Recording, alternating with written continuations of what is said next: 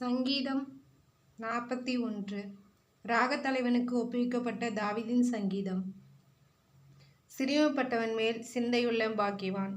தீங்கு நாளில் கர்த்தர் அவனை விடுவிப்பார்.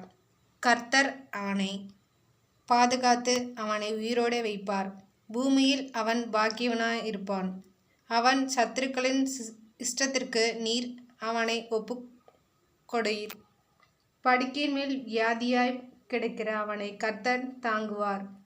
அவனுடைய வியாதியிலே அவன் படுக்கை முழுவதையும் மாற்றி போடுவார். கர்த்தாவே, என் மேல் இரக்கமாயிரும். உமக்கு விரோதமாய் பாவம் செய்தேன். என் ஆத்துமாவை குணமாக்கும் என்று நான் சொன்னேன். அவன் எப்பொழுது சாவான்? அவன் பேர் எப்பொழுது அழியும் என்று என் சத்துருக்கள் எனக்கு விரோதமாய் சொல்லுகிறார்கள்.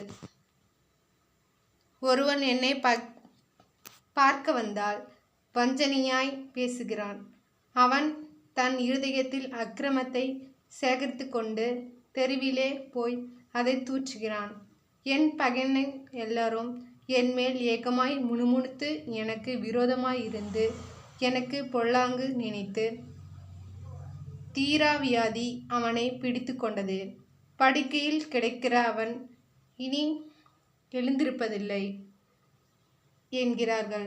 என் பிராண சிநேகிதனும் நான் நம்பினவனும் என் அப்பம் புசித்தவனுமாகிய மனுஷனும் என் மேல் தன் குதிகாலை தூக்கினான். கர்த்தாவே, நீர் எனக்கு இறங்கி நான் அவர்களுக்கு சரிக்கட்ட என்னை எழுந்திருக்க பண்ணும். என் சத்துரு என்மேல் ஜெயங்கொள்ளாததினால் நீர் என்மேல் பிரியமாயிருக்கிறீர் என்று அறிவேன். நீர் என் உத்தமத்திலே என்னை தாங்கி என்றென்றைக்கும் உம்முடைய சமூகத்தில் என்னை நிலைநிறுத்துவீர்.